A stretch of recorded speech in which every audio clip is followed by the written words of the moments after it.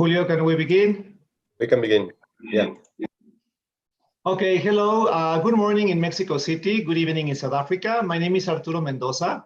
I am the director of the Mexican Studies Center, UNAM, South Africa.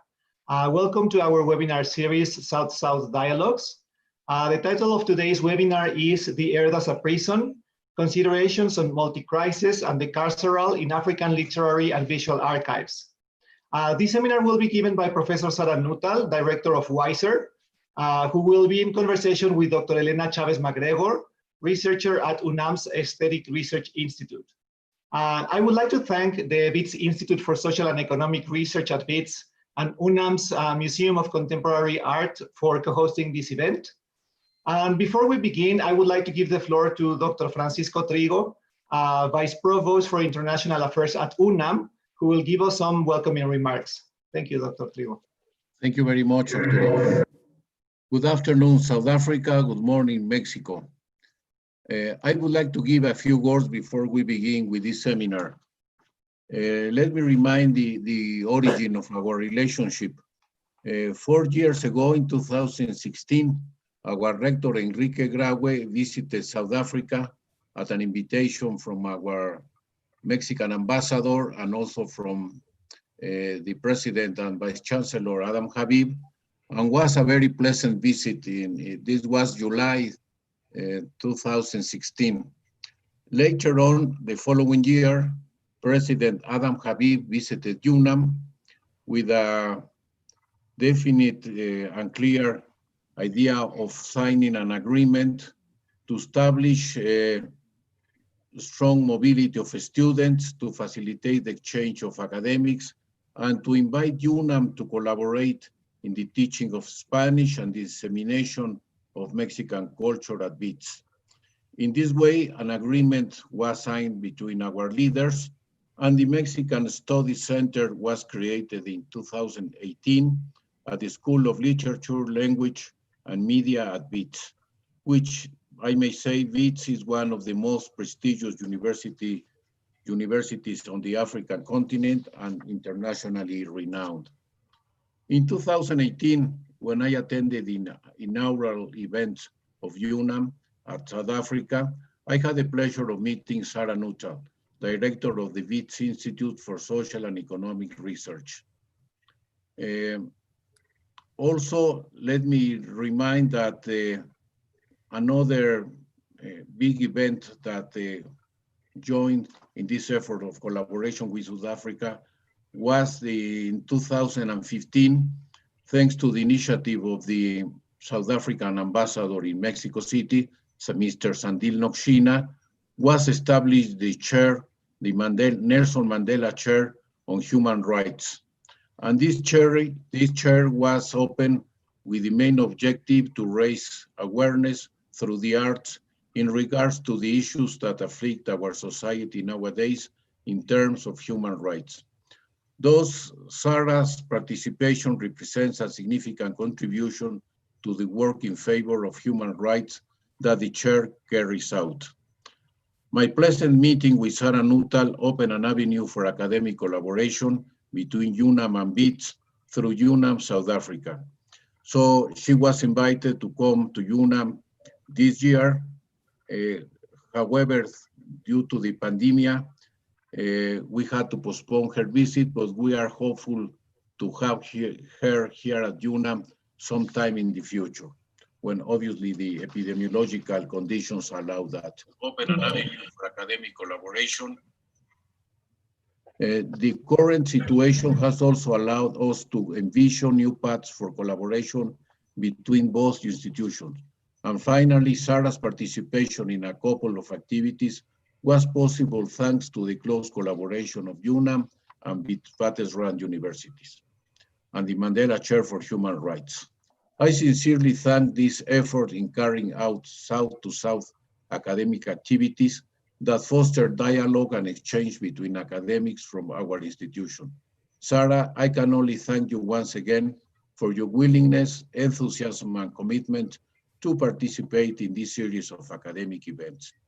To all the organizers of this event, I express my gratitude. Thank you all very much. Bye-bye. Thank you very much, Dr. Trigo. Thank you. Now I will give the floor to my colleague from MUAC, Julio Garcia. He is the Deputy Director for Public Events at MUAC. He will moderate the seminar. And again, thanks, Sara and Elena, for being here today. Thanks. Thank you, Arturo, and thank you, Dr. Francisco. Thank you very much for your words. I would just like to say a few words in Spanish, and then to introduce you in English. Bueno, como ya lo mencionaba Arturo y también lo recalcaba el doctor Trigo en su presentación, este proyecto es parte de una iniciativa desde UNAM Internacional y también la Cátedra Mandela. Por parte del MUAC nosotros trabajamos desde la Cátedra Olivier de Bras y en este momento específico desde el seminario ¿Por qué seguir? Cultura y arte a pesar de todo, impartido por Elena Chávez y Cuauhtémoc Medina. Mis palabras en español tienen solo el sentido de anunciar un poquito la logística del evento. Vamos a presentar en primer lugar una ponencia, una presentación de Sara Nuttall de alrededor de 40 minutos y después de eso Elena Chávez iniciará una conversación, una serie de preguntas para finalmente abrir algunas dudas, comentarios y también preguntas para el público. Estas preguntas las tendremos a través de nuestro chat se las estaremos haciendo llegar tanto a Elena como a Sara. Bueno, muchas gracias y empezaremos. For our audience in English-speaking places, hoping that a lot of them from South Africa. My name is Julio Garcia Murillo. As Arturo pointed it out, I'm Deputy Director of Public Programs at the MUAC. And I would just like to say that this presentation is part of our Campus Expandido seminar series. And it is part 2 of our extraordinary chair in visual studies, Olivier de Bras. This session is an extraordinary session and an extraordinary lecture for our seminar ¿Por qué seguir? Cultura y arte a pesar de todo, that we could translate as Why do we keep going? Art and culture nonetheless, or regardless. We could translate it that way too. And it would be presented, we would have a presentation by Sara Nuttall, around 40 minutes presentation by Sara Nuttall, and then a conversation with Dr. Elena Chavez McGregor. Well, thank you very much, Arturo, Dr. Francisco, our guest speaker, Sara, and Elena. We are very happy to have you all here, even though by digital media.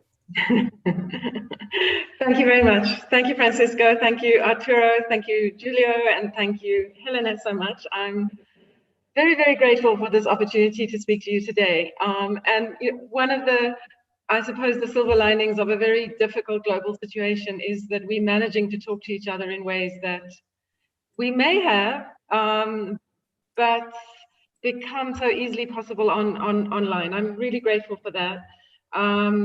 I want to try to talk in a way that speaks to a world that's transforming before our eyes. And what draws me to this dialogue is the opportunity to talk south, specifically from Johannesburg to Mexico City. And I very much welcome people from elsewhere who are listening to this conversation. I really hope that today's session will contribute to a more sustained intellectual engagement between UNAM and WITS. We began about 2 weeks ago a dialogue about institutions and especially universities and the new and the old challenges that they carry and must respond to. In today's session, I want to turn more to questions of epistemology and ontologies, having thought about institutions 2 weeks ago, and to try to reflect on how we could think about what I'm calling today multi-crisis. By multi-crisis, I mean unprecedented scales of change across a range of phenomena, which are global in their impact, and interconnected in ways that many commentators are calling planetary, but many of which may be felt most acutely in the global south. So the opportunity, as I say, to speak south and southwards today is one that I value a great deal. I also want to think about how we might work with and expand the notion of the carceral. And by the carceral or carcerality, I mean how societies have been shaped by the logics, the ideas, and the practices of imprisonment, even when not or not exclusively connected to prison as such. So these are the ways in which I want to grapple with the changing iterations of our world and our expanded notions again collectively as we confront questions of politics, questions of the pandemic, and questions of the earth as such. Now, very often in these kinds of conversations, the work of art and literature are left aside. And certainly the archives of the African are not consulted very regularly in global conversations or thought of as places to think from. And it's precisely those terrains that I want to refer to in the course of my argument today. So I've titled my talk somewhat provocatively and interrogatively, "The Earth is a Prison," with a question mark after that. And what I wanted to capture and straddle by way of that question mark and offer as a terrain of investigation for us to consider relates, of course, to the gathering multi-crises that we face as we enter the third decade of the 21st century.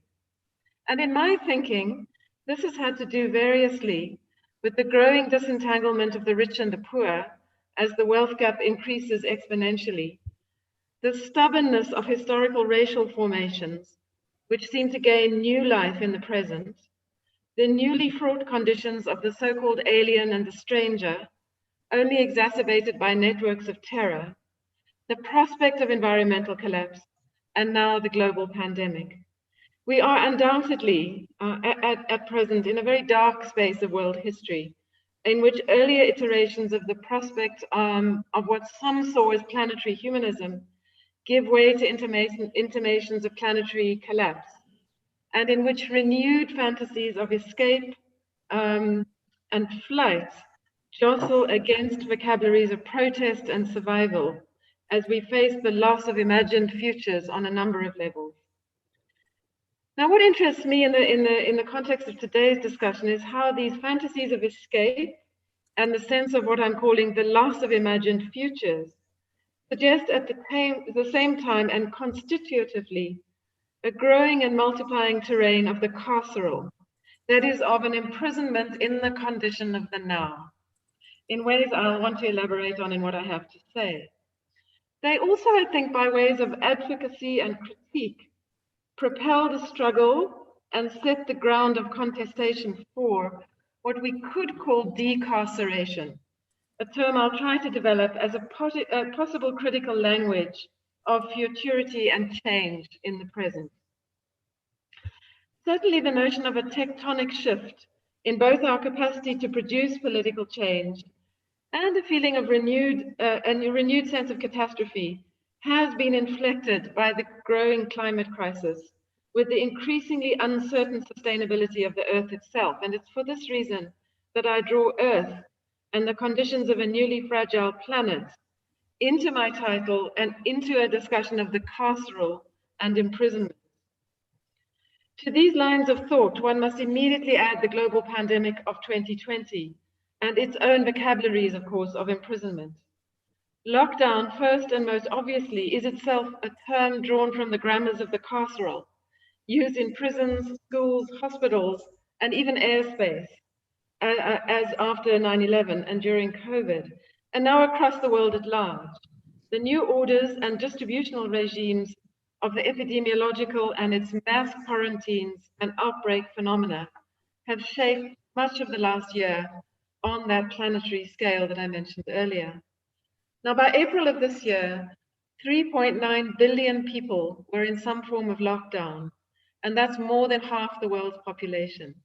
This included 1.3 billion people in India, 300 million in Europe, 200 million in Latin America, and 300 million, or 90% of the population, in the earlier months of this year in the United States. The intention of my talk then is to draw on the striking centrality of the carceral in cultural and political theory for thinking about the world across these multi-registers today. And of course, many scholars have pointed to the analytic power and possibilities of the carceral following Foucault, whose work I will allude to shortly, for understanding the power dynamics of the contemporary world. I want to expand the registers of Foucault's dispositif, as he called it, that is, the apparatuses, machineries, and devices of power to which he points. I want to begin, though, as is appropriate, particularly since I'm offering this talk under the auspices of, or in relation to, the Nelson Mandela Chair of Human Rights at UNAM, with the prison as an actual space that millions of people forcibly live within. Mandela, of course, was in prison for 27 years, and the question of the rights of the incarcerated are being widely debated across many progressive circles across the world as we speak. Incarceration and prison populations today are led by the United States and China, with 2.3 million people each in prison. Mexico has 203,364 people in prison currently, according to the numbers I could find. And South Africa has 163,015 people. And we know that in the United States in particular, through the work of Ruth Gilmore, Angela Davis, and others, that 34% of Black men are in prison, while making up only 12% of the population. We know too of the prison industrial complex, through which private businesses make money servicing prisons. It is a $74 billion industry, and benefiting too from the exploitation of prison labor, which is very often Black labor. As we think about the carceral dimensions of the global pandemic and its lockdown practices to the scale of billions, there is the question too of what is happening to actual prison populations during COVID. We know that prisons are high-risk environments for disease, where pathogens are easily transmitted, and that COVID spreads rapidly in conditions of overcrowding, as did deaths from cholera in 19th century colonial jails. As Marland and her colleagues put it, we can quote, "See how vulnerable the institutionalized populations we create become when epidemic disease takes hold." In fact, we know too that in many countries around the world, due to this global pandemic, prisoners are being released in order to avert mass outbreaks. And just to give you a sense of how many prison populations are currently being released, Iran has released almost 100,000 prisoners, which is nearly 40% of its prison population. Turkey has released 31% of its prisoners, but excluded political prisoners from that number. There have been protest and mass prison escapes in Brazil, and South Africa has released 19,000 prisoners since March of this year, incarcerated for non-violent crimes. The United Kingdom has released 18 prisoners and is building 2,000 new prison cells.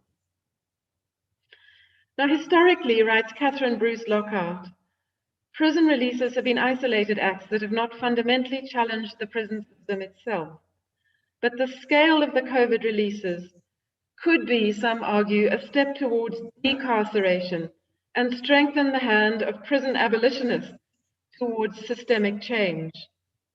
In South Africa in 2020, low-risk inmates have been released.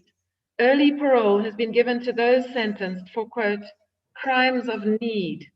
In other words, not murder, gender-based violence, child abuse, and other violence crimes, but crimes often caused by poverty and dispossession, now called for the first time crimes of need. Thousands remain behind bars in dangerous conditions. Many are arguing for the release of prisoners and that it is now about our collective safety. There's a growing demand for criminal justice reform to imprison fewer people, and a critical view that detention facilities are not separate from the rest of social life, but spaces which are entangled with all of us, as this pandemic only amplifies. For example, as prison personnel move in and out of communities, potentially infecting them and vice versa, for example. I want to end this very first section of my remarks by articulating how much we must fight and uphold the rights of incarcerated people, and build the case for decarceration and the diminishment of imprisoned populations. Some will argue for outright abolition. Now, in doing so, and making the shift to the aesthetic forms I want to place at the heart of my argument today, I turn briefly and firstly to the work of two South African photographers. And if you just give me a moment, I need to share my screen now, and I will do that as efficiently as possible.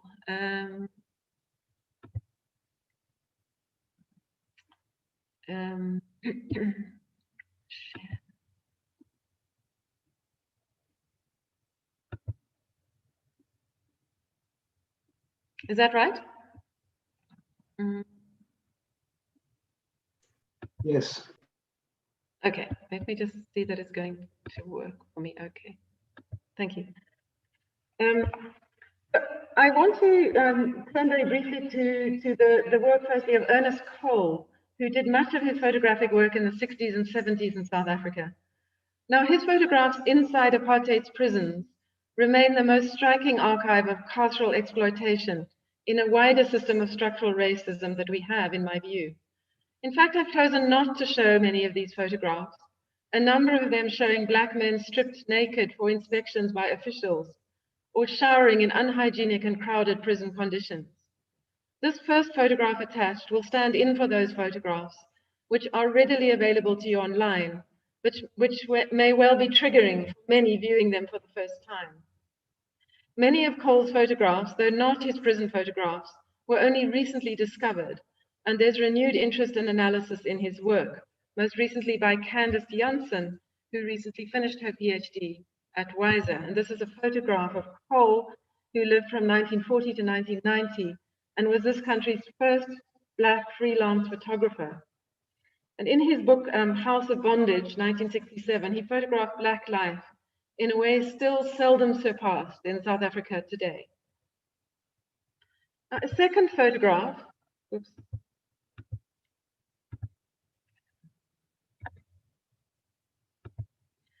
A second photograph, by way of beginning the second section, is one taken by contemporary Johannesburg-based South African photographer Michiel Zubotsky in Pollsmoor Prison in Cape Town.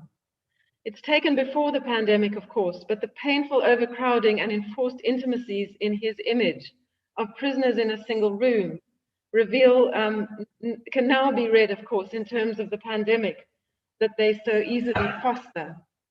The compositional power of both Cole and Zubotsky's photographs and their wider bodies of work takes us further than the prison walls to suggest the conditions of the carceral as the prevailing conditions of the social as such.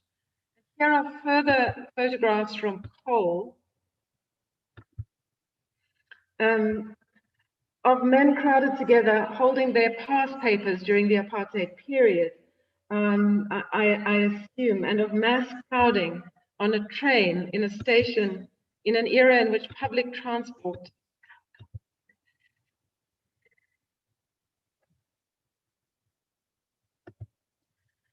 for Black people was poor, infrequent, and unhygienic. Now, Zubotsky went on to photograph Ponte Tower in Johannesburg, the tallest residential tower in Africa, apparently, in images that look extraordinarily prison-like, so-called apartments which appear cell-like at night, and full of poverty and overcrowding, again jamming people into very small spaces. And so this sense of the moving from the prison to the carceral as such, I think is very powerful in these images. And this is an image of Zubotsky. Now, here I want to recall that while Nelson Mandela was in prison on Robben Island, where he spent 27 years, Winnie Mandela was banished to a small town in rural South Africa called Brandfort. Now, Sisonke Msimang, Winnie Mandela's most recent biographer, addresses Winnie in the second person, thus, and quotes, "The conditions in which you live in this place of banishment are desolate and bare, but no more so than the conditions of your neighbors, who have committed no crime and are not serving any penal sentence. Your banishment is thus a metaphor. It speaks to the banishment of all Black South Africans. Your sentence is a mere reflection of the collective conditions of Black people. Those who are outside prison walls," Msimang writes, "are simply in a bigger prison. Not only the apartheid government could banish someone to a place where others live, not as prisoners, but as ordinary Black subjects. And this question of moving from the prisoner to the ordinary Black subject are some of South Africa's most profound testimonies in these photographs I've shown you, although they are not documentary photographs as such, to the carceral then and today. They straddle the apartheid and post-apartheid periods between them. And though I am not one to deny the gains made for some, if not many, in the aftermath of that system, facilitated by democratic transition, the continuities by another name remain stark nevertheless. And prisons reveal these in very, very important ways. I want to turn then very briefly before I continue to the work of Foucault, who remains so important in an analysis of the conditions of the carceral, including the techniques and procedures for controlling populations and the insertion of the power to punish ever more deeply into the human body. His great book, Discipline and Punish, was written against the backdrop of prison revolts and calls for prison reform, calls that are again growing steadily today in the contemporary period. As I point in the first instance to the incarceration-decarceration dynamic at work in these times, I point too to the distributional regimes of human life itself, the ways in which they involve the redistribution of life, often via processes of imprisonment, but also of managing and marginalizing the poor, and of offshoring, citadelization, and enclaving amongst the wealthy. Some have referred to this as apartheid's planetary afterlife.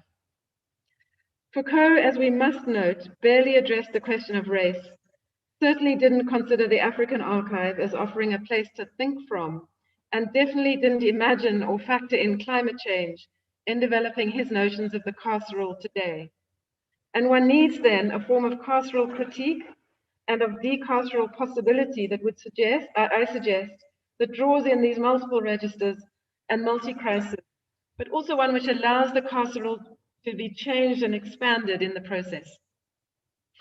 Now, histories of slavery, apartheid, plunder, discrimination, and resegregation, examined and analyzed by activists and scholars working in subaltern, post-colonial, African-American, Black, and decolonial studies, amongst others, have shown and continue to show how the category of the human has been afforded more fully to some and not to others, and to others. Some of this work has now also begun to extend itself in relation to a critique of the plundering of the earth itself. African aesthetic archives work at multiple intersections of the inhuman, human, and non-human nexus as they compose themselves within histories of violence and transfiguration. They take on inflections that at times draw more widely on Black experience and at other times depart from, for example, United States-based figurations. Certainly, they converge around a critique of Western humanism and come closer collectively to Sylvia Wynter's powerful formulation of the problem at hand, especially when we want to use such concepts like the planetary or the earth itself. Wynter talks about the human yet to come, suggesting implicitly that it is through the confrontation with a racialized capitalism, or a capitalist scene, as Donna Haraway has put it, that have in many ways produced the unsustainability of the earth system itself, that we can even consider the prospect of learning to be human collectively for the very first time. So I turn now to African archives, and I'll move a little more quickly through what it is that I have to say next, bearing in mind the time. I want to consider three sets of works which refract and elaborate on aspects of the earth as a prison argument as I've set it out above. And I want to look first at several more works from South Africa speaking to these histories, as I called them above, of violence and transfiguration, and of animism and the ancestral, working across human and more than human boundaries in powerfully politicized ways. I move then to the loss of the earth as a catastrophe of environmental collapse, and lastly to discourses of disentanglements and terrestrial exits, often invoked by Afrofuturism and Afro-pessimism.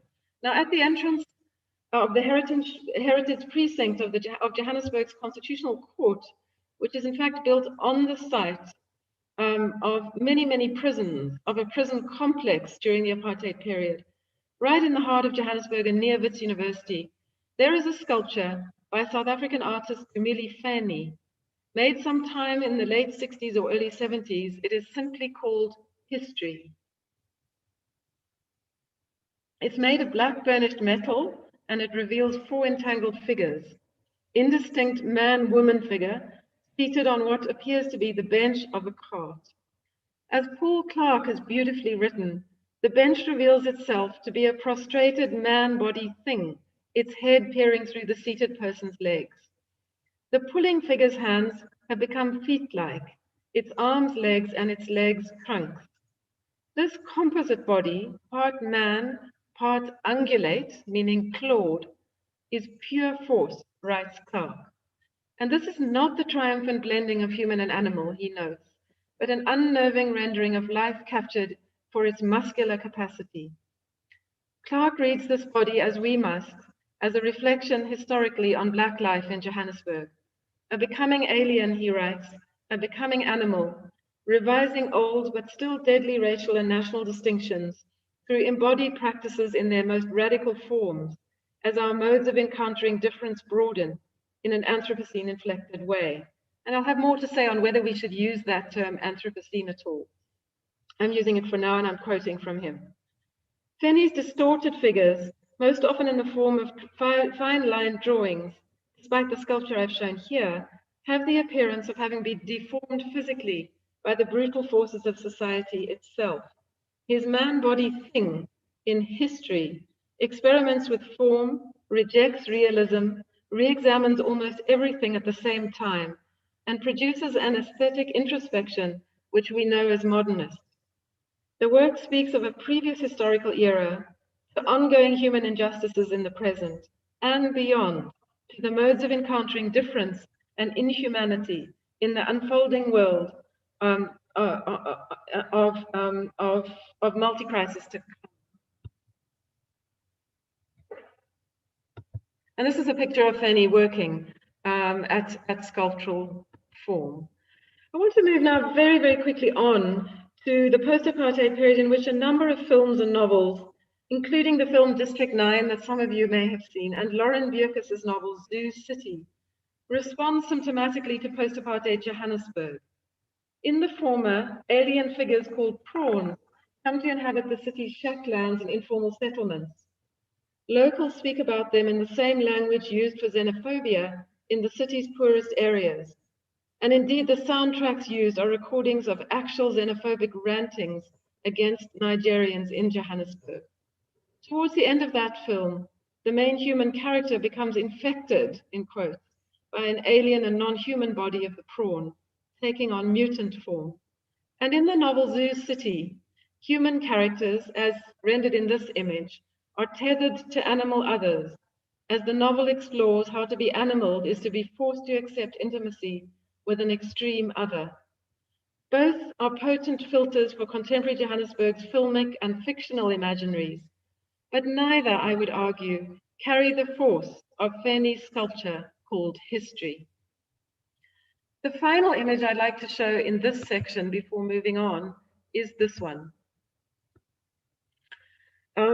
It's a performance piece of live art by Setimbile Msezane, performed in response to and situated within student movements for decolonizing the university at the University of Cape Town in 2016. The piece is called Chapungu, The Day Rhodes Fell.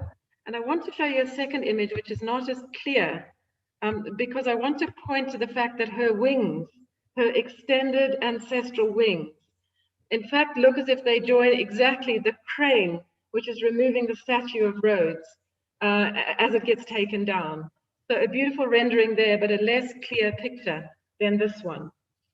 Now, Chapungu is a sacred or totemic animal of the Shona, found in sculptural form in Great Zimbabwe from the 11th century, an eagle held to be a messenger from the ancestors. And as she, the artist, extends her human limited arms via the symbolic wings of the bird, ideas of escape from imprisonment, an imprisonment within the codes of a university that decolonization would fundamentally challenge, and the rising of the powers of the spiritual are invoked with the assistance of the ancestral, which is not so much separate from the human world, but is evident within the human world, as Kali Kutsia has beautifully rendered this political aesthetic. And of course, the cell phone mediates and take even further the form of flight and escape that is articulated in this image. It is wrought from the trauma of confronting colonialism's legacies in the present, including its capacity to wreak symbolic harm to those who, particularly Black students, must suffer its ongoing legacies in the present, including at universities. And South Africa has been very, very powerful in articulating decolonial form in these and other ways. So the works that I've considered here insistently politicize, I hope you'll agree, the categories of the human, the inhuman, and the more than human, generating and rerouting them through conditions of radical precarity and structural racism. This is really important, I think, in response to those who remain skeptical of the political consequences of invoking non-human forms in the very aftermath of post-colonial transformations. And importantly, I would argue, for considerations of imprisonment and the carceral, these forms that I've shown you offer a vocabulary for thinking with the shackled human, rendered mutant or tethered to animal form, as well as the performative dimensions of the ongoing struggle against dehumanization and for decolonization. Now, in the second section of my presentation, I move now to Dakar, Senegal, and I focus on the loss of the earth as a catastrophe of environmental collapse by looking in particular at the question of human bodies and African bodies rendered as debris or waste. And I turn to the Benin-born, Dakar-based artist Fabrice Montero and his depictions of prosthetic form. I'm sorry about the quality of this picture. It's not particularly good. It's the best that I could find without paying for copyright. What he does, Fabrice Montero, is place larger than human scaffolded prosthetic figures in Senegal's most environmentally depleted places. And in this image, a female figure with a partial fish-like form, recalling the Mamawati figure of West Africa, of West African folklore, and an extended right arm with parahuman fingers emerges from the ocean. Behind her, a beached oil tanker drenched in water and oil.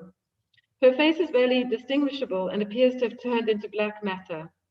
She is a creature that has the appearance of a damaged human being, whose signature is now deeply associated with the products of extraction, in this case, oil. Montero, the artist, says this, quote, "I wanted to make images which associate animism and ecology for a better reading of the problem we face."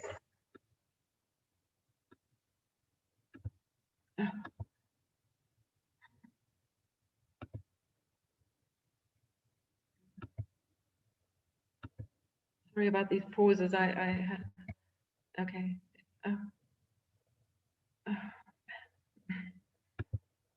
Can you see that? Okay. Yes. Okay. Can you see? Yeah. This is the second image, and I will move quite quickly through these in the interest of time. But he clearly abandons the art gallery in favor of the outside world. And here we see a ruined human landscape that is gradually being destroyed by oceanic forces. The scene has been vacated by people, yet still there is a human signature on the landscape. It becomes difficult to separate the human from a state of urban abandonment. And the figure is not entirely a human figure, appears part of the landscape of ruined built forms, a part of material life. Africa, as we know, is one of the continents most vulnerable to radical climate change. And recent articles have shown the city of Saint Louis in Senegal, not far from here, slowly sinking into the waters as sea level rises, its bridges now lapped by rising water. We know too that Africa is the toxic dumping ground of the north. Hazardous waste dumped along Africa's coast, including on the Somalian coast in particular, including radioactive uranium waste, mercury, industrial, hospital, chemical, and other toxic waste, including e-waste. The littoral world, that is the world on the edge of the sea, is a dystopian and toxic wet border which bears witness to the carceral proportions of toxic dumping and industrial effluence.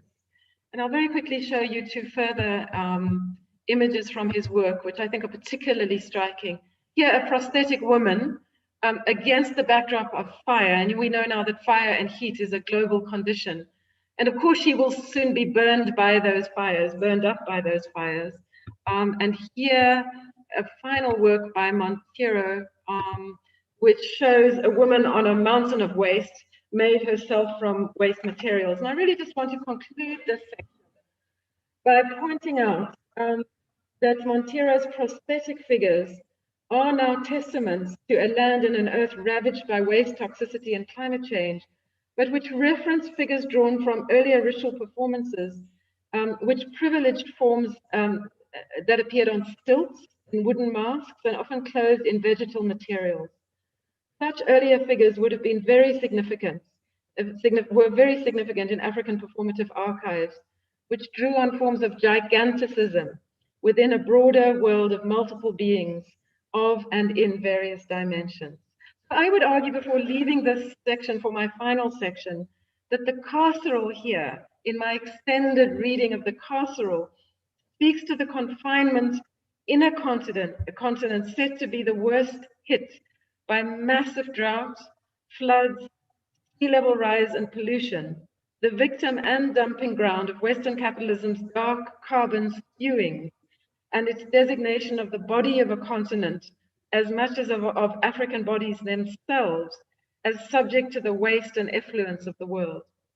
Now, in the final section that I move to before my conclusion, I'm going to skip over that novel, which also talks to forms of giganticism in Lagos and its polluted waters, which we could talk about another time. In the final section or constellation I want to consider today, I begin with two examples from the African diaspora.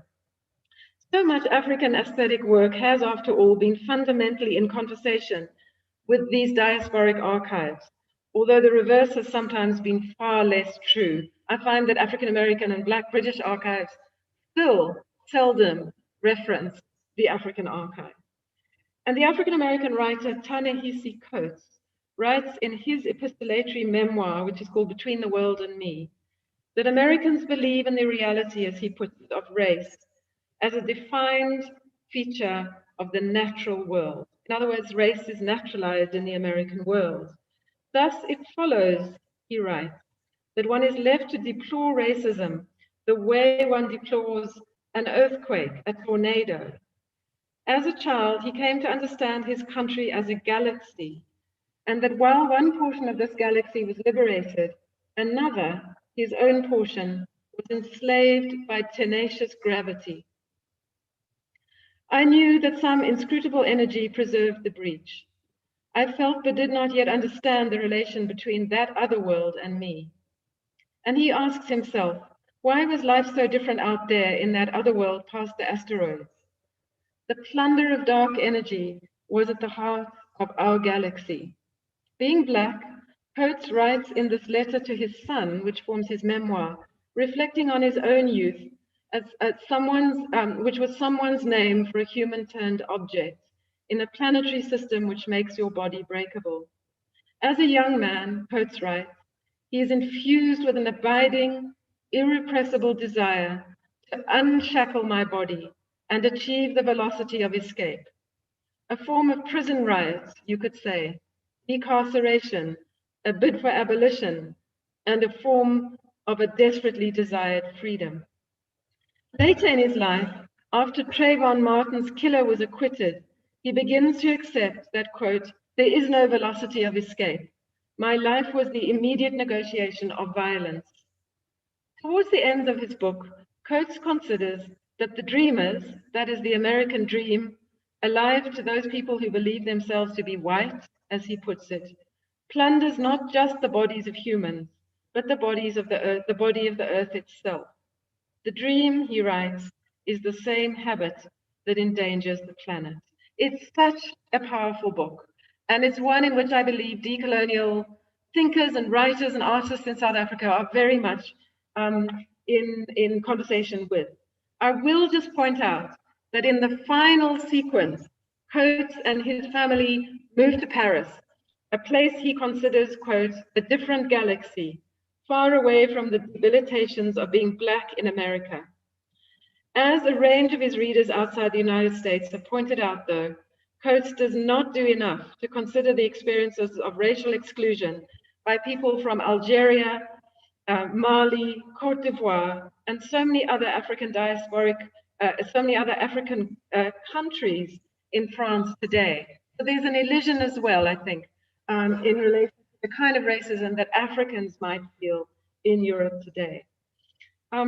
Now, I'll skip a little bit in relation to the Black British work that I wanted to talk about, except to say that somebody like Kodwa Ishtar, which I refer you to, has worked very, very profoundly on musical forms which try to go beyond the human and the human body and to travel, quote, he says, in fact, recalling the words of Eric Davis, beyond the existing forces of life. So in this final section, as I move to my conclusion in relation to thinking about the carceral, I want to turn to those artists who've thought about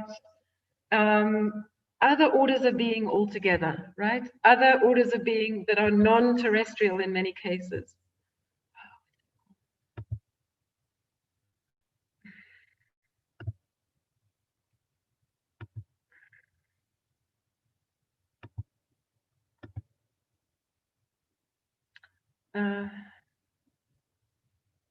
Okay, I'm going to stop the images there and just continue speaking. And if we, I think that this goes back to Du Bois discarding the limitations of allowable thought, reckoning with strangeness in Sunrise words, or embracing what Paul Gilroy has called a politics of transfiguration. And these traditions offer a very powerful vantage point from which to consider the theme of the earth as a prison, now really invoking racialized histories and the history of racism and its contemporary manifestations by drawing together a critique of racism and a critique of the plundering of the earth itself. If we think about how South and Southern African artists and writers are approaching these questions, I would only refer you to the work of artists in Johannesburg who are trying to decolonize the online world of the internet, the decolonial technologies and the art forms associated with that. So rather than thinking about going off-world, as an earlier generation of Black thinkers had thought, and Du Bois included, these artists are thinking about the online world and the way in which it reproduces the power relations and the carcerality of the offline world. So Facebook slums, Twitter elites, countries trying to claim their own internet spaces, online internet refugees, digital refugees migrating in order to have access to the internet and so on. And these artists are asking how bloodlines, ancestral lines, who you are, where you come from, where you will return to work online. There's some extraordinary good work by digital artists, including Tabitha Rizer, who is thinking about going forward while looking back, using African past to negotiate African futures, including online futures, and navigating sort of decolonial pathways on the internet in relation to what she calls the multiverse. I called it the multi-crisis, she calls it the multiverse. So let me move to conclusion, and I will conclude very quickly. I know you've been listening for a long time. If this talk began with the prison and its analytical representations and repertoires, as well as its political stakes in the pandemic of the present, I then moved on to consider the ensembles of the carceral, decarceral complex, rather than the actual prison itself. By looking at examples from African art and literature, I wanted to consider ways in which this archive extends the Foucauldian carceral by crucially considering the centrality of race to these earlier deliberations, insisting on Africa-based epistemologies instructive to this work, and incorporating the ways in which these artists are thinking about the sustainability of the earth itself. What we could call, if you like, the African Anthropocene body of knowledge, and how it teaches us how we might approach and reapproach the question of the carceral today. I've really then been wanting in this talk to think about, on the one hand, reanimating the living vitality of the Earth system itself, which African pre-colonial thinkers were doing long before we started theorizing the Anthropocene that's for sure.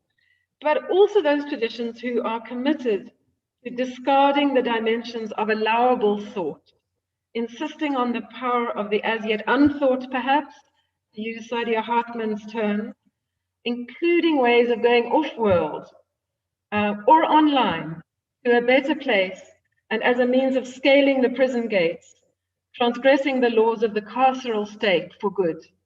Thank you very much.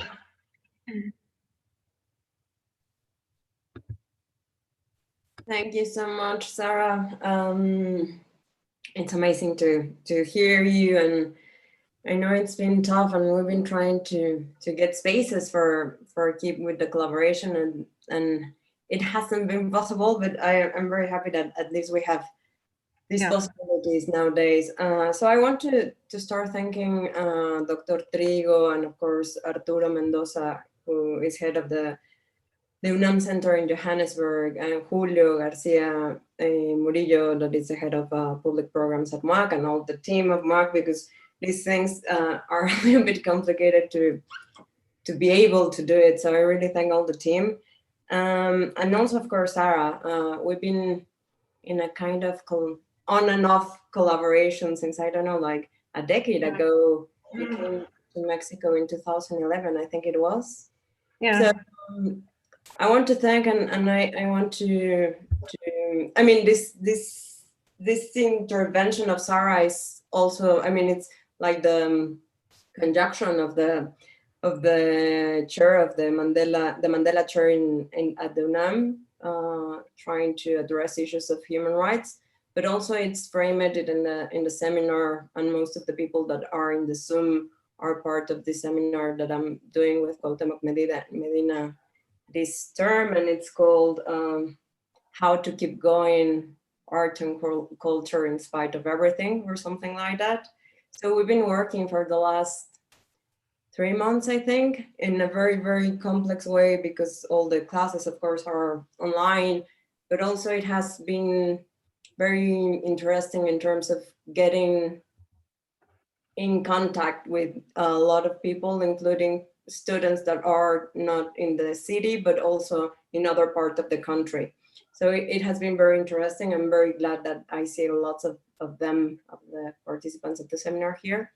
But in this seminar, we've been trying to, in order to address the issue of how to keep going and why to produce art, we've been trying to open different archives. So one of the first was Francis Alice with his latest work in Iraq, or Ursula Beeman with her work in Colombia with the Indigenous University.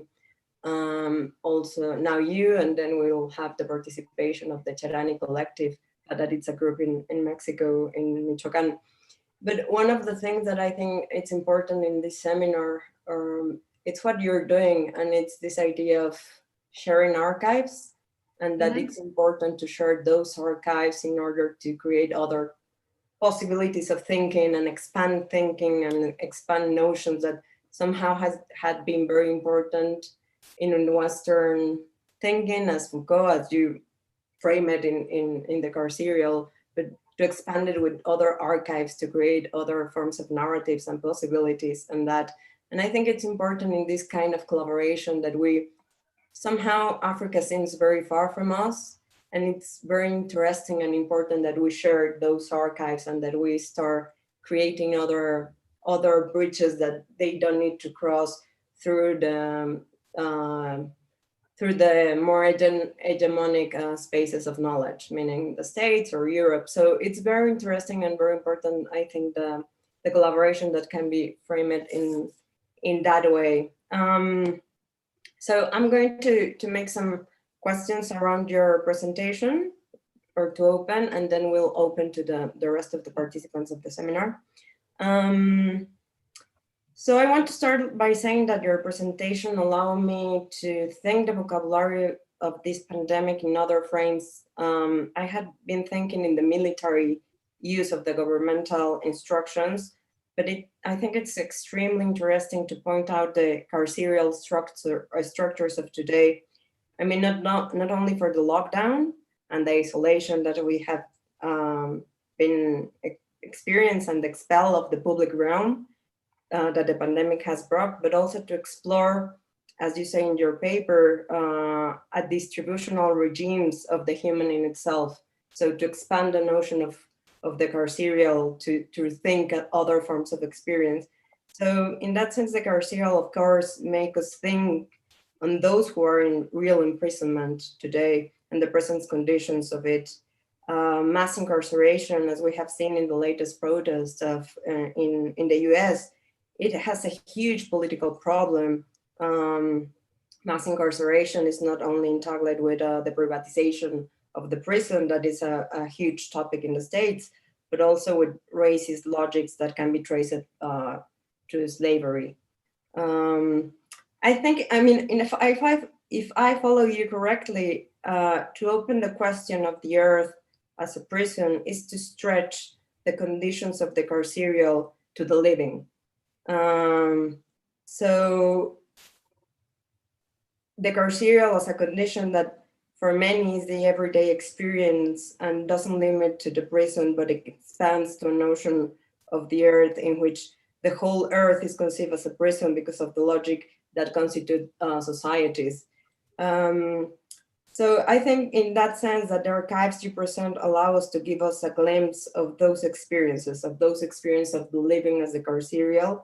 And I want to go, I mean, it's very interesting as well to have like the archives of some African artistic practices and to put some kind of tension in there with some, let's say, diaspora practices. I don't know how to call them, Yeah. Or artistic practices that are done in the United States and the UK mainly, and that can be called, I guess, Afrofuturism. And it's very interesting to tense those two narratives in the sense that the construction of that they do in relation to the history and also in relation to the future. So in those forms of the carceral in the African archive, I think there is a need to go to the past and to make some kind of repair work through the past. And in the case of the Afrofuturism, there is this need to invent a history.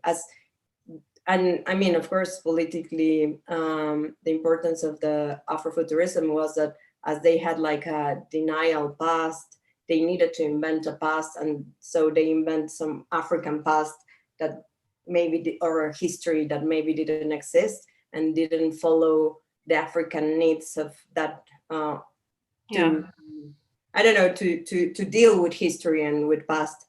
So I would like a first set of questions, if you could help us to expand this tension in between these two archives, even if they're both part of this kind of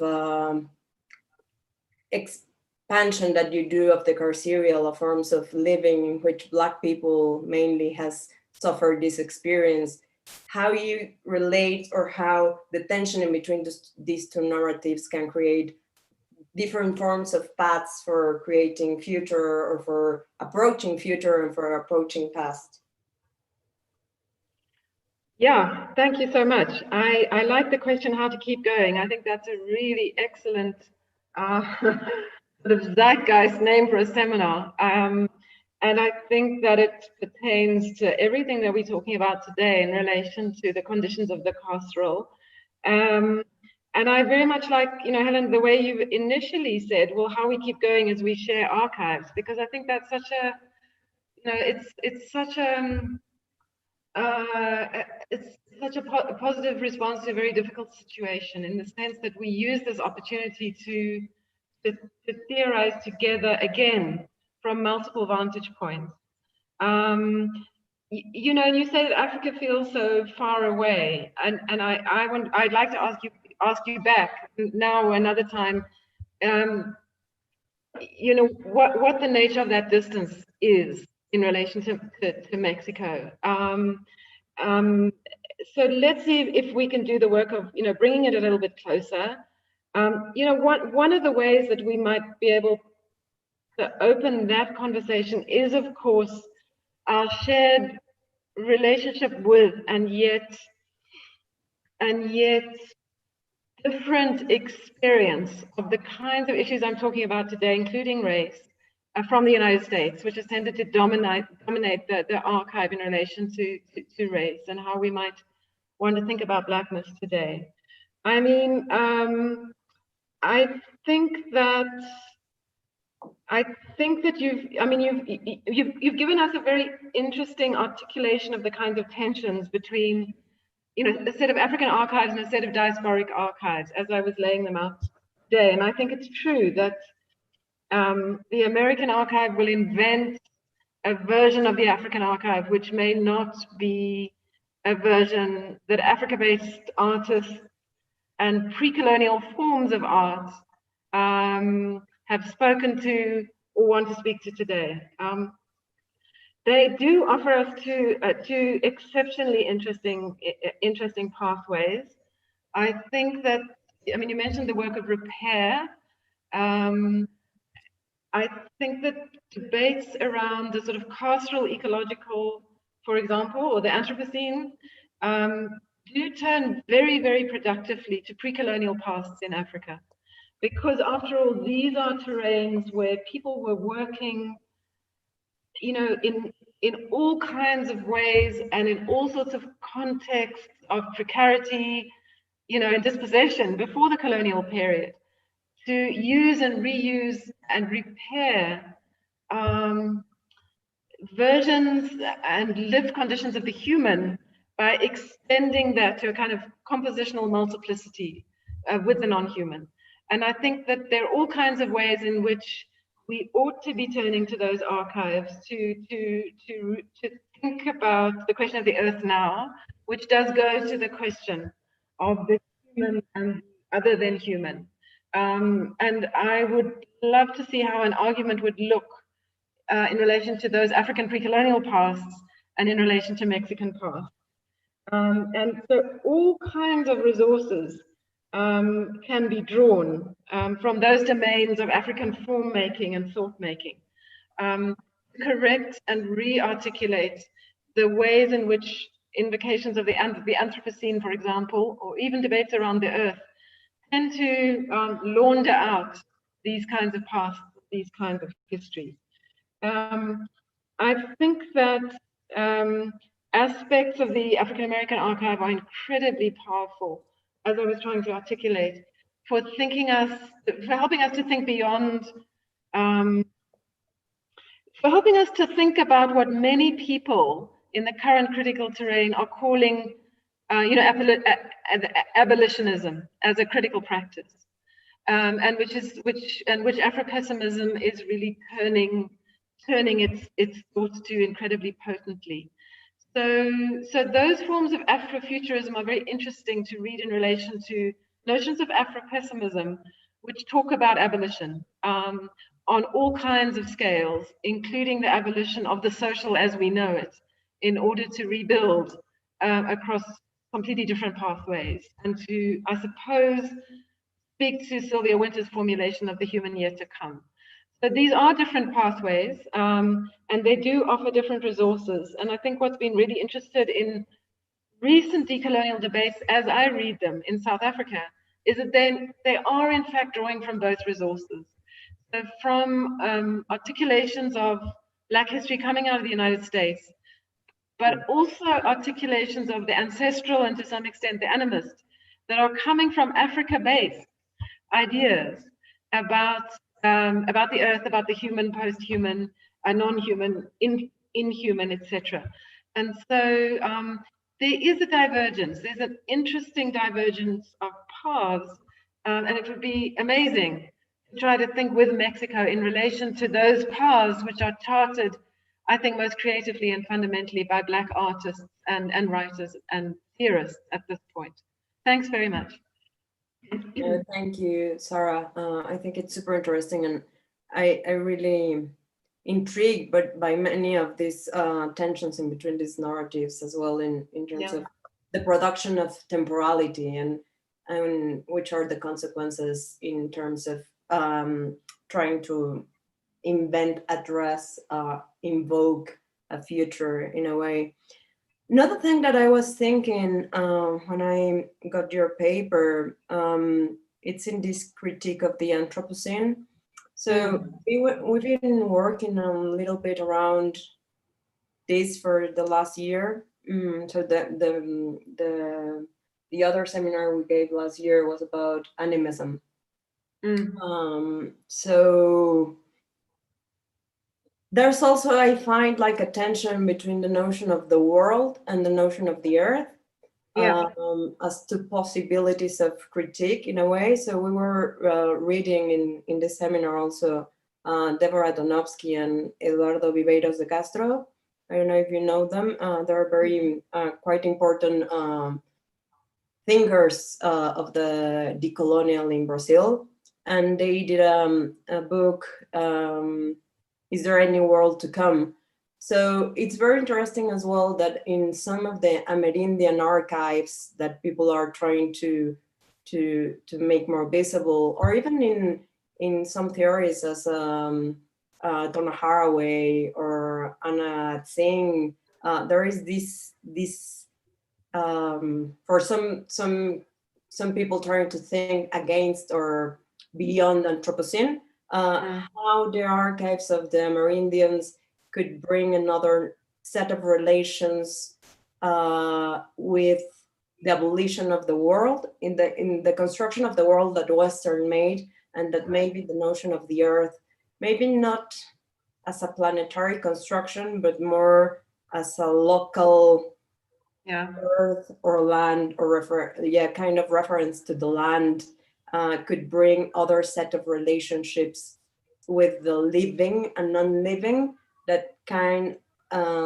that might avoid the weight of the human and all capitalism, patriarchy, racism, and all those logics that are there. So I don't know if you want to go a little bit into that. I mean, if you see that there can be also like a tension in between the notion of the earth and the notion of the world. Yeah, absolutely. There's I'm reading different work from the ones that you're reading, but there's a book by Kelly Oliver called Earth and World, and she takes us back to 1968 and those photographs of the Earth from space.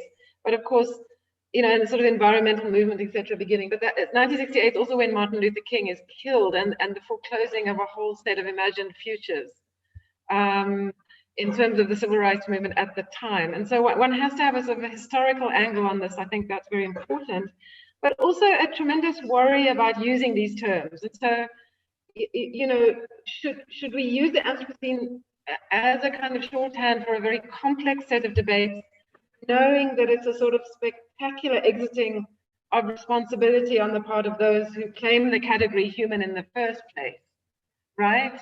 And who have produced such radical climate change. In other words, people in the West or the North. Or does one sort of use these categories in a knowing and very politically conscious way? So I acknowledge that there are difficulties with the term. And yeah, the question of the planetary is also a difficult one, because many will be arguing that the invocation of the planetary is just a sort of upscaling of the global, sort of to the tune of the Anthropocene. And in fact, what we lose when we invoke these kinds of articulations of the planetary is precisely the heterogeneity of the local. I think there is an argument to be made that one of the true effects of multi-crisis, as I was depicting it, is the intensification of place, which we could call the local, of local place, because it becomes this incredibly intensified space in which not only is human history so radically contested, but the climate and the atmosphere in which we exist as humans is now so radically disturbed. And so I think there is an argument that if one wanted to use any kind of notion of the Anthropocene or the planetary, that it's precisely the intensification of the local that becomes the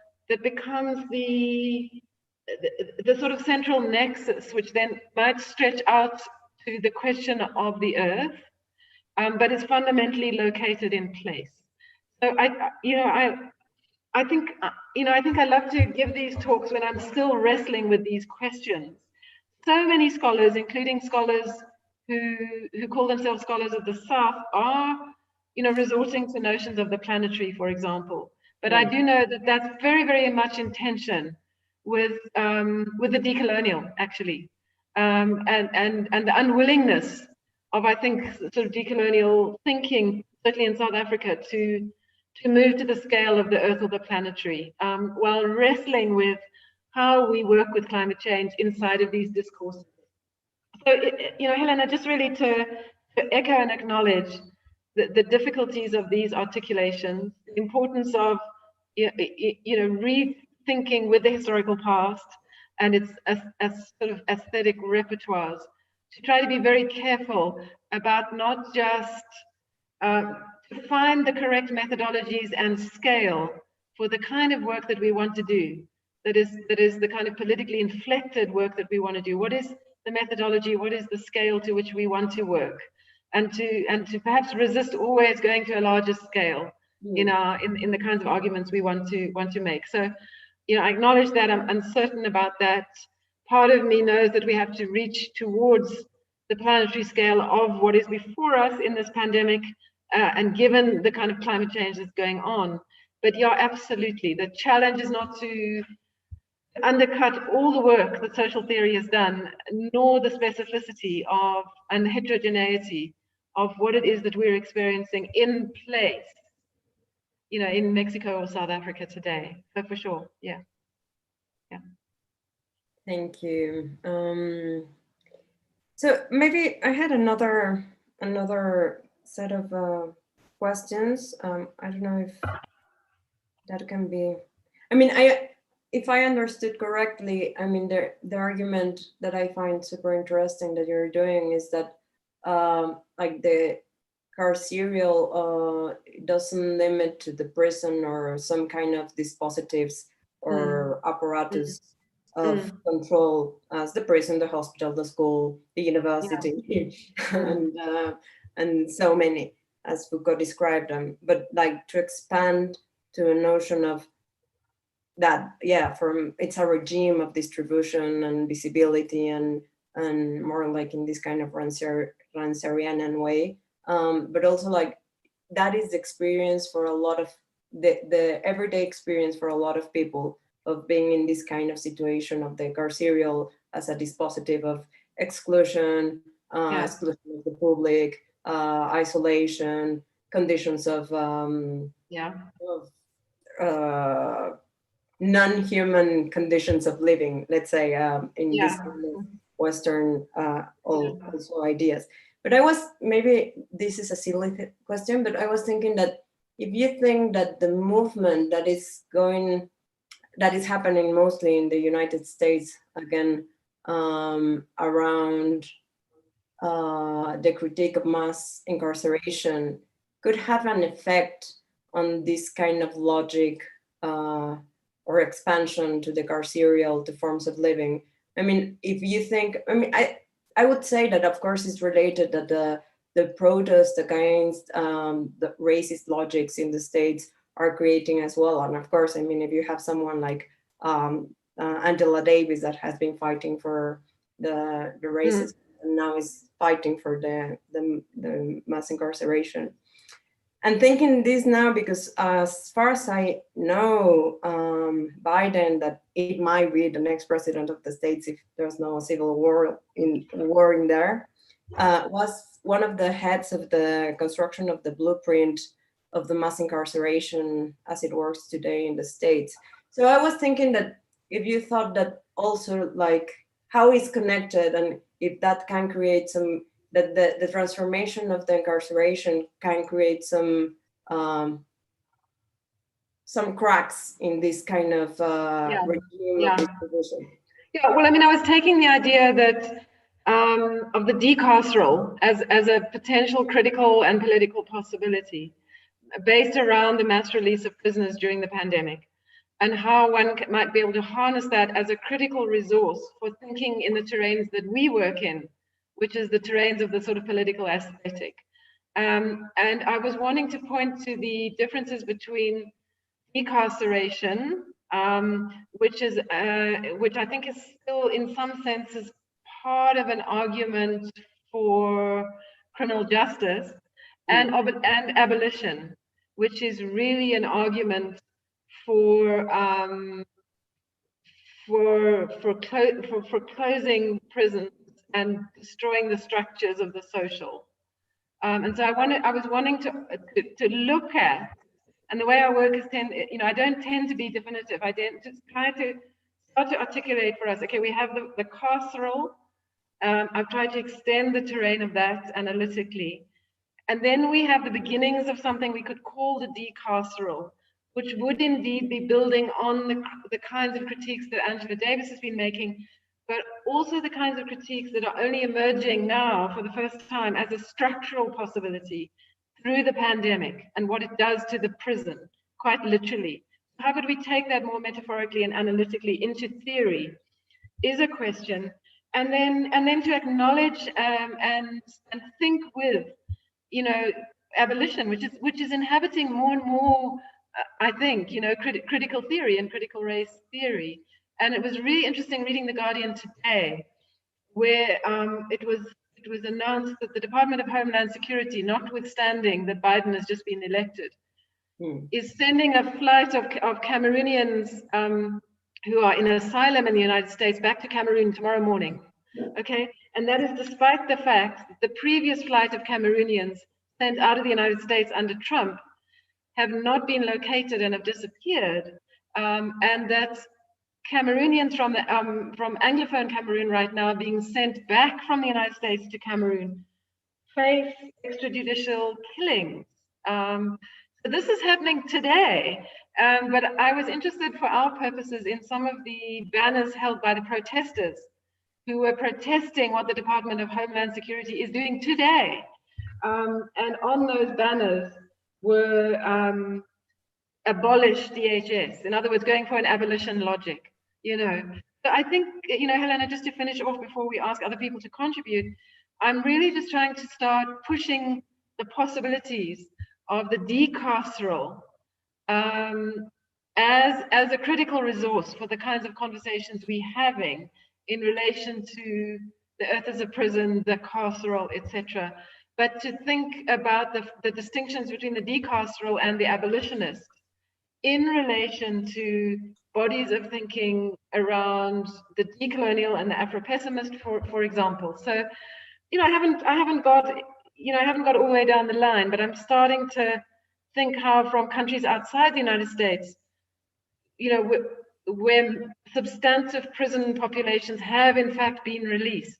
And I haven't seen any discussion in critical theory on this, on prison release. I've only seen very small items of journalism on it.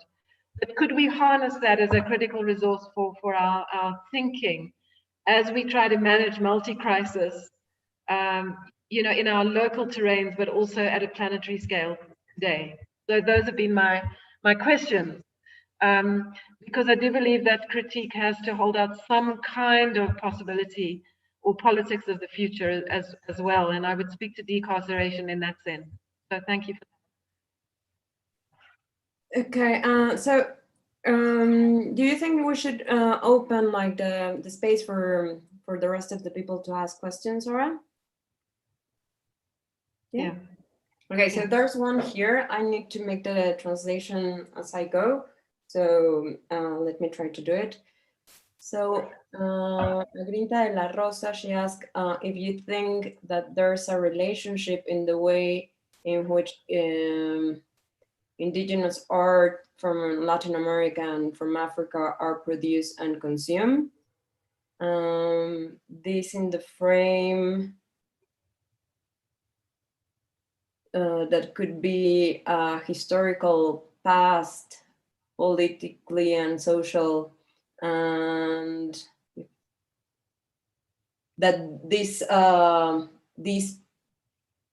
past of the art in these two contexts, they share an experience of colonization, exploitation, abuse, and discrimination.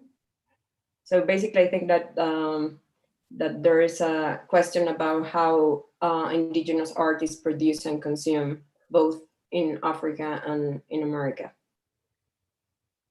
Yeah, you know, I mean, I think it's quite complex in the sense that we in the first instance wouldn't use the word indigenous as such. We would use the word African, and that would largely refer to Black African, particularly in a decolonial critique. I think that notwithstanding the different kinds of framings, that there would be an incredibly rich conversation to be had between the two traditions, precisely because of histories of colonization, but also in relation to works that do exist across this continent that are pre-colonial forms. So, so many forms of African art are produced through and via the colonial process, the colonization process, but many others are produced before that. And so, which is not to say there weren't sort of, you know, histories of internal colonization on the African continent and so on. So there would be that. That I think, I mean, I've never seen really such a study, and part of that terrain would be a sort of articulation of an analytical frame around the multiplicity of being and the ancestral, the resources of the ancestral. I think that what one sees, broadly speaking, in these traditions from the point of view of scholars working on them now, it would speak to those two terrains. And the degree to which the African ancestral continues to inform kind of more modernist articulations of African modes of being. So very powerful traditions and articulations. So we should really try in a seminar, you know, going forwards, to put these two traditions together and start to think with them in relation to, but also against, you know, work coming out under the sign of the Anthropocene and so on. I think it would be very powerful. The way in which they consumed would probably also be, you know, really similar. The way in which they are consumed by certain Western audiences and the kinds of frames that those Western audiences give to this work, as opposed to the frames that Africa-based intellectuals would give them, or Mexican scholars would offer them, you know. So it's always that sort of complex articulation of these forms against and in relation to the knowledge discrepancies and articulations across North and South. So it would be a really powerful conversation for us to convene, I think. Yeah, I think so. Are any more questions around? Otherwise, we can keep going with this one, because, like, I mean, like the history around as well, the relationship with what we call indigenous art in Latin America and in Mexico, it's very peculiar in the sense that it was completely absorbed by the Western function of the art. And then so indigenous production was translated or configured as craft, basically. So nowadays there is a discussion in which there's the question of what is indigenous art and contemporary art, basically. I mean, how we think contemporary indigenous art in the same or in contraposition, but like in conversation at least with the production that it's been made in the contemporary world. And it's been very interesting. Mark just did a very interesting colloquium or symposium with Tate around those issues, because it hasn't been an issue in Mexico. And I think we need to start dealing with the fact that as a nationalist project, what they did with the art was to create this kind of, the indigenous was good because it was dead somehow, and what was the present was just like the fusion of the mestizo. So it is very complicated, and it's very interesting as well how to relate with those with the coincidences, but also the differences between the colonial past and from in Africa and in America. I mean, we both have like a very colonial, of course, past and legacies and that, but the way that they were part of the configuration of the nation state is completely different, and the way we need to decolonize that, it's also different, but we can learn from the archives of the other. Yeah, I mean, there's a long tradition here too of African, in other words, Black African art being named as craft, absolutely for sure. I think that's being overturned very, very fundamentally in very important ways by critical academic projects. Here, there was a very interesting exhibition at the Wits Art Gallery that I just wanted to mention called Premonition recently. And it drew together digital art with divination art. So the art of divination under the sign of premonition. In other words, both the digital and and divination practices, trying to think about the thing that's there and not there, the thing that haunts, which could be the ancestral, it could be the trauma of colonialism, it could be you know, the capacity to find the equivalent of water, but all of these ways of thinking outside of the sort of strictly, I suppose, tradition of the Enlightenment, etc. And so, it was one of the most productive things. As I was trying to say, digital art in Johannesburg at the moment is really making this argument for African pasts as African futures. In other words, think about the past as a way of navigating an African future. And I find that really, really profound. In other words, think with the past and those pathways that it offered to think into a decolonized future. It's really very, very powerful. And so this idea of bringing together divination practices with what's possible these days online, with algorithms, etc. I think is an interesting nexus that speaks to the present moment quite powerfully. Yeah. Yeah, that is very interesting, and I think it's a very important work to do because of the history of how past has been read by Marxism in a way. So I was here in Achille in a recent conference on reparation and the importance of the past in order to think the future, but also was here in a conference of Judith Butler with Chilean art critique, Nelly Richard. And it was very beautiful because at some point Judith Butler said something like Antigona would have been opposing Marx or critiquing Marx because the dead shouldn't bury the dead. We are the ones that need to bury the dead, so we need to push.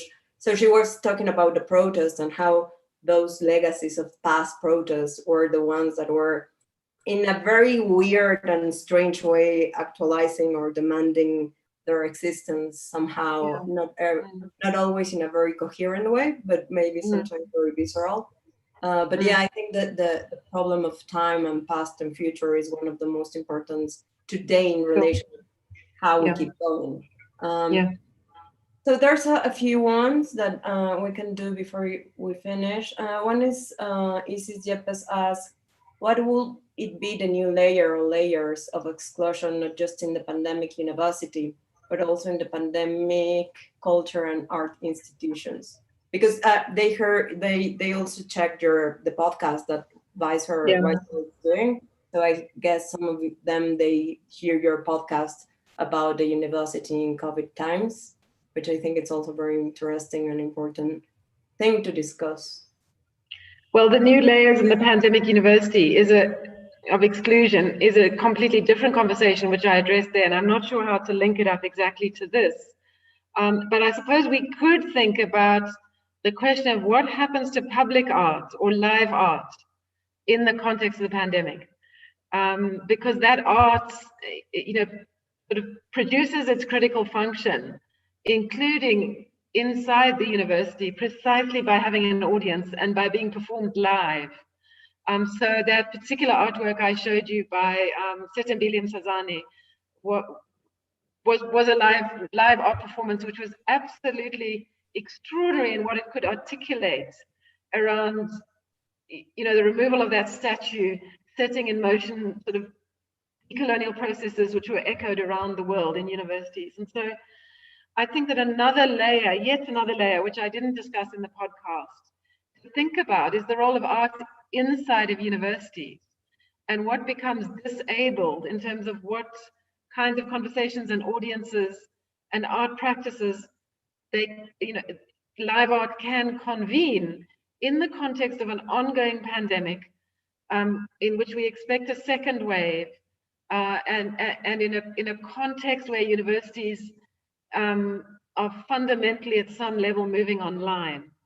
Then what happens to the resources of art, including live art and performance art, and the role that it's played within the decolonization of universities, is a question that might link, you know, what we talked about last time and what we're talking about today. And of course, art has the capacity to hold together questions of multi-crisis and an expanded and extended notion of the carceral, precisely because it's operating on so many levels. I mean, Foucault talked about the technologies of the self in his very late work, as a way of trying to convene information about the self in order to exist inside of what he called the archipelagos of the carceral. In other words, rather than escaping the system altogether or abolishing it, trying to manage in some senses within it. And it seems to me that live art and performance art is able to mount the critical resources and the analytical terrain that decolonial projects actually really need and rely on. And for me, art has been much more profound in its capacity to intervene than fiction, for example, in recent processes around how we ought to be changing universities and the cultures of harm that they bring in particular to Black students. So that would be one way to link up the different conversations between institutions and epistemologies, I think. Yeah, I think it's super important right now because, like, as you have explained and addressed this conference, like the carceral is just like expanding, and in this moment it's in our structures and it's within our institutions, and it is in the school, and there is in the governmental instructions of how to deal with the pandemic, but it's getting very, I mean, the system is getting there, so it's very interesting to think that maybe the art can be some form of cracking this kind of some kind of, you know, decarceral, you know, impetus in some respects. I hope so. Yeah. That's one other thing, but I don't know how you're doing with time, Sarah. I think you needed to go at 30, isn't it? Well, I would like to finish in the next, you know, three to 4 minutes, but we could take a final question if you'd like to. Yeah. Okay. So there's one that Patricia asked you if you can explain a little bit more of the environmental racism. Yeah. Well, so there's so many dimensions to that, and perhaps a paper of this kind really needed to go into it more clearly. But one, of course, is around climate refugees, people who need to move in a state of unsettlement because of climate crisis. And so these are not regular migrants, but people who have to move because their land is now underwater, or they live in a state of complete and utter drought, or if, as it is happening in East Africa at the moment, there are swarms and swarms and swarms of locusts. You know, it sounds kind of biblical in a way, but swarms and swarms of locusts. So all of this stuff is happening because of climate change, and people become refugees of a different order. And of course, that fits very neatly into the categories of racism that we have always seen in relation to refugees, but particularly exacerbated in relation to climate refugees coming from Africa, coming from the global south. etc. So we can just see, you know, that environmental racism is a project that apparently speaks in the name of the planet, but is going to be very unhappy when climate refugees arrive on the steps of the wealthier countries. And so there's that. I think that, you know, that would be the one that comes to mind at the moment. But there's a really complex nexus around invoking the natural world and invoking the bodies of people who've often been placed on a continuum with the natural world. I think that all the different languages of racism would speak, I think, very profoundly to articulations of the Anthropocene, which we've started to critique in our conversation today again, which suggests that it's the human species itself which has brought this upon itself. And we know perfectly well that it's the overdeveloped countries that have brought this upon the countries of the South. But it's the countries of the South that will suffer the most and be excluded, therefore, from these kinds of carceral archipelagos of the rich, which I talked about earlier.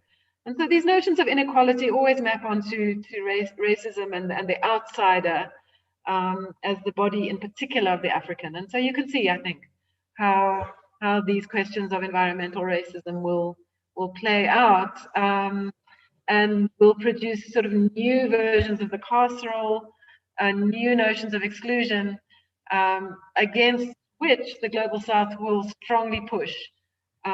If we can start developing a vocabulary of decarceration, which I think is a project for Southern theory, actually, and a form of Southern politics, which is contesting the kind of global world order that we find ourselves within. So that's what I have to say on that, Helena. Yeah. Mm-hmm. Well, thank you, Sarah. Thank you so much for sharing these ideas. I think it's very important for us. Thank you. To keep sharing these archives and that, and to think, I mean, I don't know if I need to respond today why we keep going. It's also to hear these kind of conversations and to be able to imagine different connections and different images that allow us to think differently. So thank you so much for this, and I hope we can keep going with the connection. It's been, Helena, it's been such a pleasure, and I just wish that I could see you in person. It's horrible to see you only on a screen. So let's hope within a year or so we can be in the same room anyway. Yeah, I mean, I'm just like hoping to go back to Johannesburg, but it seems difficult now. But we'll see. And Arturo, also, thank you so much for being here. Thank you, everyone. Thank you very much. Thank you, Arturo. Thank you very much, Sarah, for your wonderful presentation. Thank you very much, Elena, for your insightful comments. Thank you very much. Yeah. Thanks to everyone. And good night. Thanks to Mark for everything. Thanks, Julio. Bye-bye. Have a good evening and a good afternoon in Mexico. Goodbye. Bye. Thanks, Julia. Bye. Gracias a todos en el seminario. Ahí los estoy viendo. Terminamos por hoy ya la clase.